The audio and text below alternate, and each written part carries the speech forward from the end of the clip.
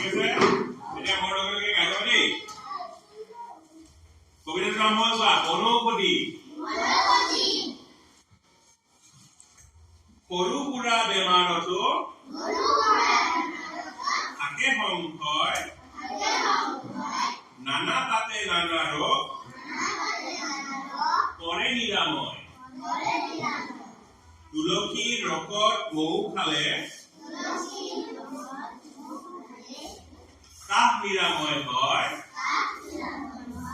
মানিমুনি মছন্দৰীয়ে পেটৰ ৰোগ কৰে লয় কটা চিঙা নাৰ্জী পাত বা ফুপুকি লতা ছালৰ ৰোগত চিৰতা তিতা নিম পাতৰ কটা ঠিক আছে আৰু এবাৰ আমি কম মোৰ লগতে কোৱা দেই কোৱা সৰু সুৰা বেমাৰতো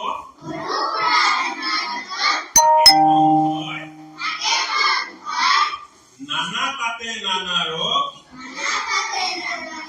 কৰে নিৰাময় তুলসীৰ ৰসত মৌ খালে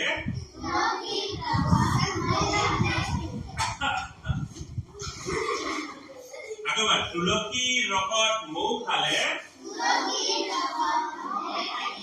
কাহ নিৰাময় হয় মানিমুনি মছন্দৰীয়ে পেটৰ ৰোগ কৰে লয় কটা চিঙা নাৰ্জী পাতত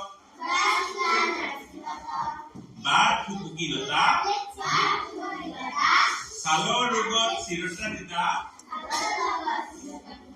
নিম পাতৰ কটা বঢ়িয়া ঠিক আছে বহা কি ঘৰুৱা ঔষধ ব্যৱহাৰ কৰা কোৱাচোন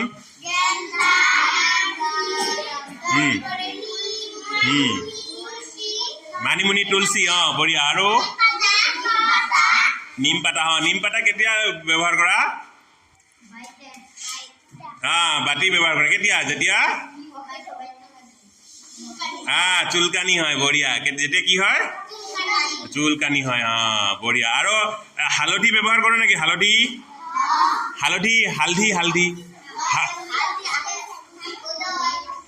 হালধি কেতিয়া ব্যৱহাৰ কৰে হালধি বাইটা কাটলে দিয়ে না কাটলে হালধি দিয়ে না নাই চূণ দিয়ে চূণ দিয়ে আৰু কি দিয়ে আৰু চূণ দিয়ে বঢ়িয়া মৌমাখি কামড় দিলে চূণ দিয়ে না বঢ়িয়া খুব বৰ ভাল কিন্তু আমি এটা কাম কৰিম আমি আজি চূণৰ কথা নাপাতো পাতাৰ কথা পাতিম তুলসী গাছটো চবে দেখিছো নে নাই কাছ হলে তুলসীৰ পাতা খাব লাগে হয় না আৰু লগত কি খাব লাগে লগত মৌ খাব লাগে কি খাব লাগে কি আছে তোমাৰ বাড়িতে মধু আছে মৌমাখি আছে নেকি তোমালোকে মৌমাখি দেখিছা নে নাই তোমাৰ বাড়িতে আছে বঢ়িয়া ঠিক আছে